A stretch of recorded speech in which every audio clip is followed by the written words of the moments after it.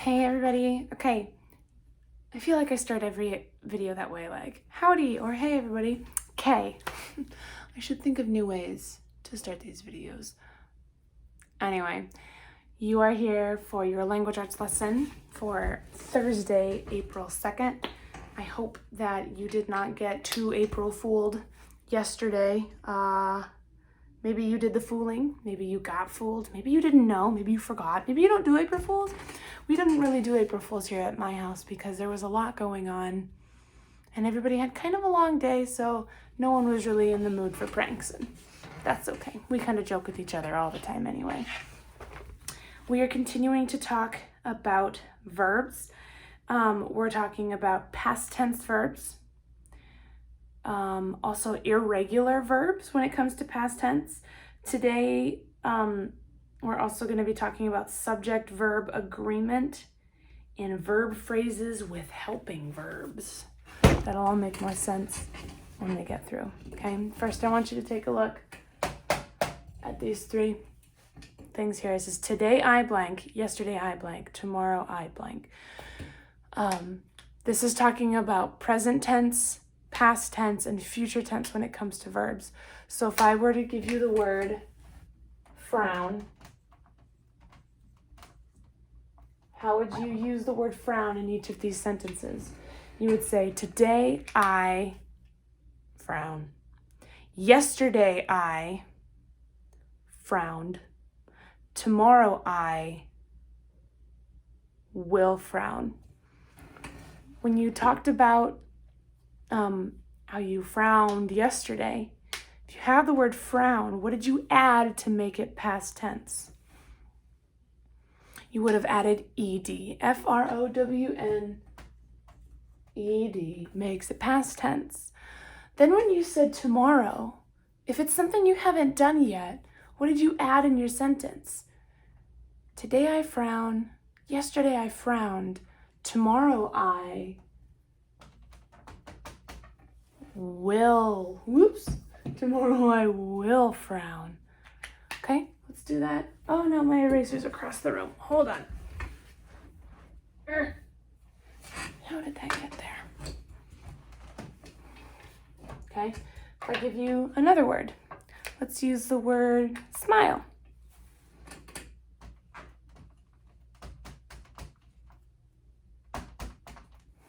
Smile. Today I smile. Yesterday I smiled. Tomorrow I will smile. What did you do to make it past tense? Yesterday I smiled. You just add a D. You don't add ed because there's already an E at the end of the word smile. And in order to say that it's gonna happen tomorrow, you would say, tomorrow I will smile. Okay? Last one. Last review one. If I give you the word blow, like you're gonna blow bubbles. Today I blow. Yesterday I. Tomorrow I. Okay. When you made blow past tense, what did you do? I hope you didn't say blowed. Because guess what? That's not a word. And your 2-year-old brother or sister might say blowed, but they don't know any better. But they're starting to understand that you add the D or the ed at the end of a word when it becomes from yesterday. They just don't understand irregular verbs like the word blow. So you would say, today I blow. Yesterday I blew, B-L-E-W. And then tomorrow I will blow. Okay? How you feeling about that? Pretty good?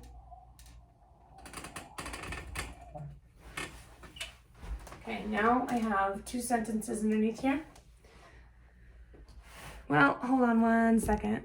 Actually, before we move on to those sentences, I'm getting ahead of myself.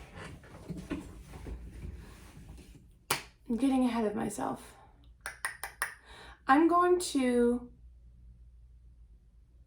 read some sentences. We're going to continue with a little more review. There are some things we have to go over that we've talked about a long time ago because they need to stay in your head. We don't just learn something and then go on to the next thing and forget about what we spent weeks and weeks, well, not weeks and weeks, but what we spent weeks and days learning. Because if you don't go back and, review it, then what was the point? So you're going to say what type of sentence it is that I am saying to you, okay? Do you know where New Zealand is? Don't answer the question, yes or no. I want you to tell me what type of sentence that is. The Wellington Zoo's first animal was a lion from the circus. What kind of sentence is that? The lion came in 1906. Have you heard of Clyde the otter? What fun the chimpanzee tea parties were. Interesting sentence. Tell me about your favorite zoo animal.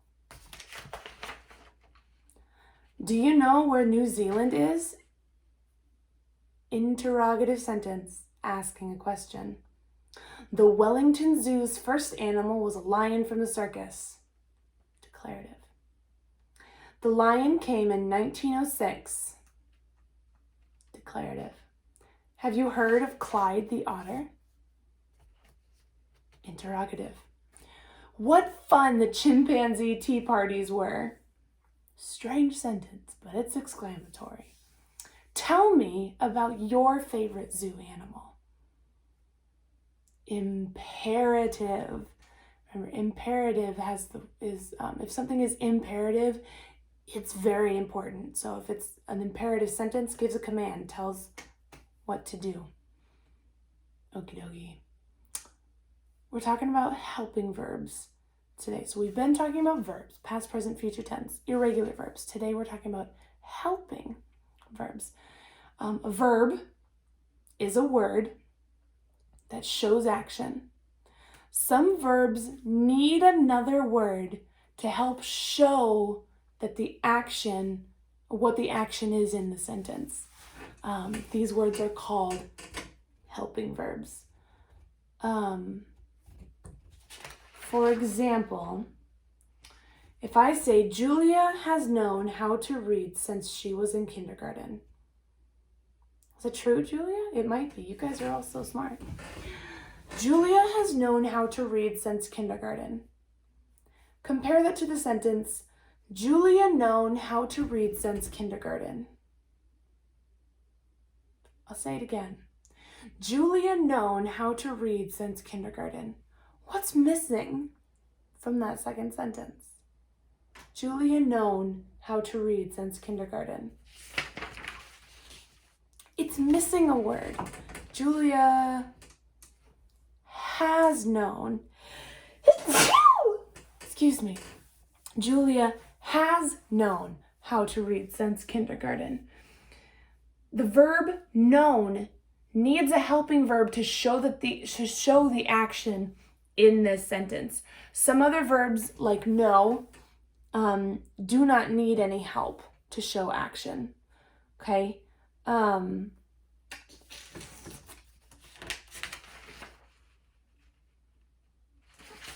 So if I was going to say I know how to do that, I don't need a helping verb. But if we say Julia has known, so known is the past tense word for know. Known, K-N-O-W-N, is the past tense word of know. Like I know, today I know. Yesterday have known, had known. Tomorrow I will know. It needs a helping verb. It needs the word has. Julia has known how to read since kindergarten. That's a helping verb. Another word that helps show the action in the sentence. Okay.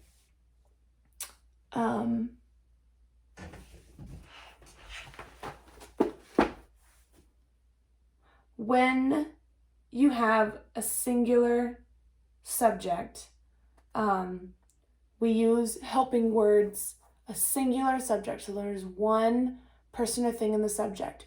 You use the helping words like am, is, was, or has. We could say the boy is jumping. I am jumping. She was jumping. So you don't just say she jumping. She was jumping. She is jumping. I am jumping. That second word in the sentence helps show the action better, more accurately, more grammatically correct. Okay? When you have a plural subject, more than one person or thing that's being talked about, you have helping verbs like had, which works in both singular and plural. You could say the boy had jumped, or you can say the boys had jumped. Other things you could say would be were and are. We are jumping. They were jumping.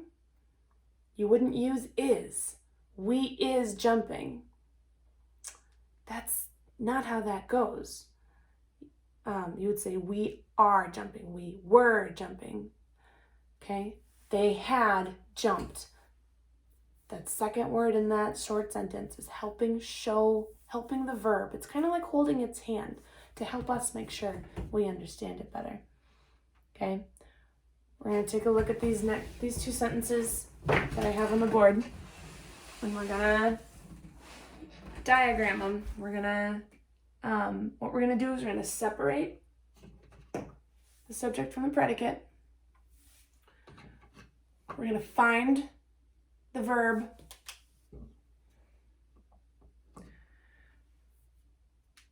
And then we're going to circle in the orange. We're going to circle the helping verb. Okay? So the first sentence says, Dad was listening to the radio. Dad was listening to the radio. Where are you going to separate your subject from your predicate here? Can I turn my camera a little bit better? There we go. Ooh, but it doesn't help you with the sentence. Dad was listening to the radio. That's where you separate your subject from your predicate. Okay, the next thing we need to know is, what is the verb? What is happening in this sentence?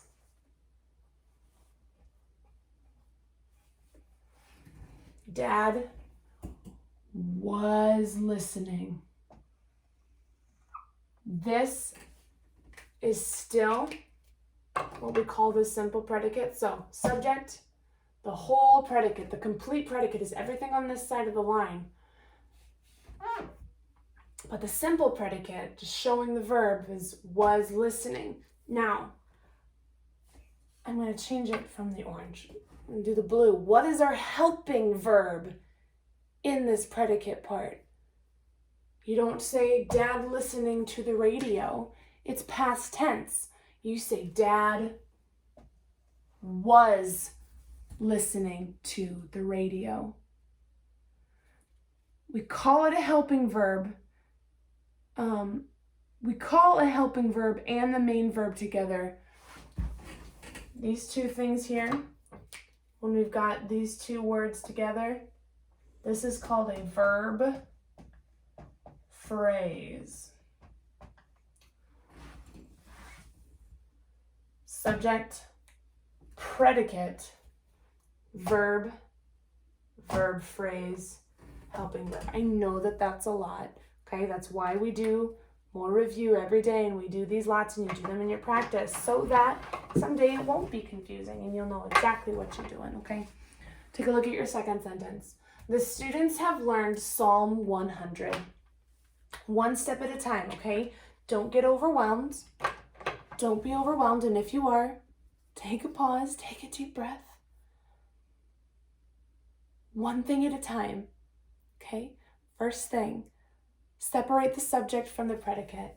The students have learned Psalm 100.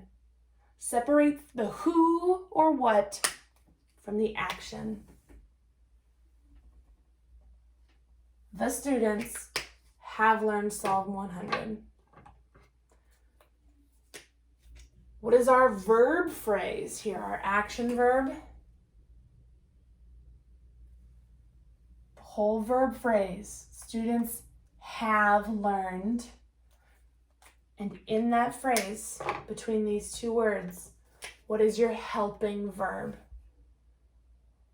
We don't say the students. Well, you could say the students learned Psalm 100. But in this sentence that we have here, the students have learned Psalm 100. Okay, we're going to do more practice in your language book. So open up your book to page 92 and 93. Page 92 and 93.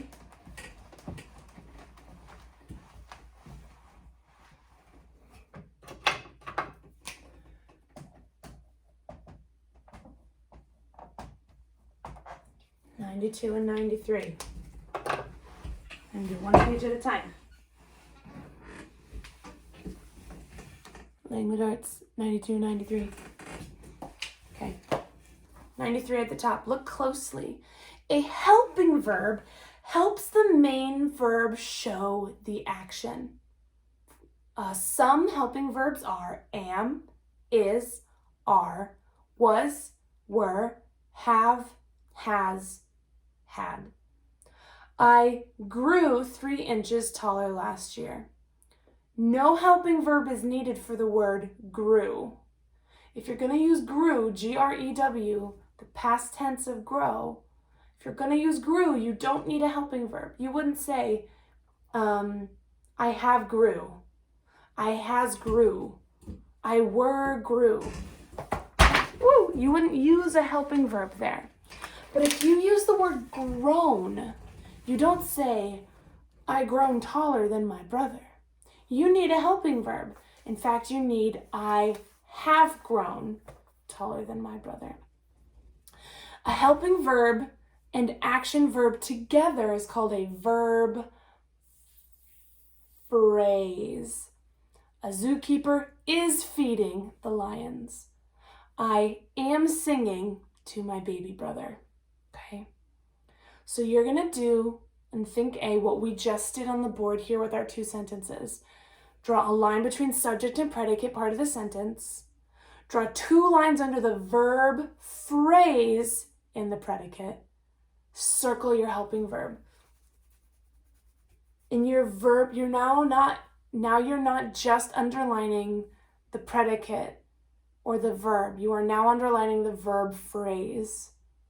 The 2 words that show the action, and you're circling the helping verb. Okay, that's number 1 through 5. Then on think B, use these helping words with singular subjects. Am, is, was, has. Use these helping verbs with plural subjects. Are, were, have. The word had works with both singular and plural subjects. Think B says circle the correct helping verb in the sentences, in the parentheses, Number 1 says, my teacher, teaching us about interesting animals at the Wellington Zoo. Would you say my teacher is teaching us, or would you say my teacher are teaching us? We've talked about this exact word usage in your DOL when we when we're talking about plural things, that's when we use words like are. If it's just one person or one thing, you'll use the word is. So, with number 1, my teacher is teaching us about interesting animals at the Wellington Zoo. Okay, turn the page. Page 93. Remember A. So this is helping you review, more practice. In each sentence, circle the red word that is a verb. So there are 2 words in each sentence that are in red. You need to circle the word that is a verb. So in number 1, you're either going to circle Wellington or you're going to circle opened. What is the verb? What is the action? What is happening in each sentence, okay? At the bottom, remember B, draw a line between subject and predicate parts of the sentence. Draw 2 lines under the action verb in the predicate. Draw 1 line under the subject. So you're underlining only 1 word in the subject and 1 word in the predicate. Don't underline the entire predicate. Don't underline the entire subject. Just the action verb and the 1 part that is the subject, okay? And finally at the bottom, write the past, present, or future tense of the write the past, present, or future tense verbs on the lines. So number 1, the word is watch. Today I watch. Yesterday I watched, okay? So you're gonna take the word that's right next to the number and use that to write the correct past, present, or future tense that they're using. If they say today, that is present. If they say tomorrow, that is future. If they say yesterday, that's past. You know that, okay? As I say every day, guys, please make sure you ask for questions if you have them. If you are getting frustrated and find that you need to take a break, take a little break. Don't make it too long. Like, don't go watch TV for a half an hour. Get up and walk around the house. Get up, take a bathroom break. Go to the kitchen and get a drink, okay? Don't make it much longer than 5 minutes. You gotta come back and finish, all right? Talk to you guys later.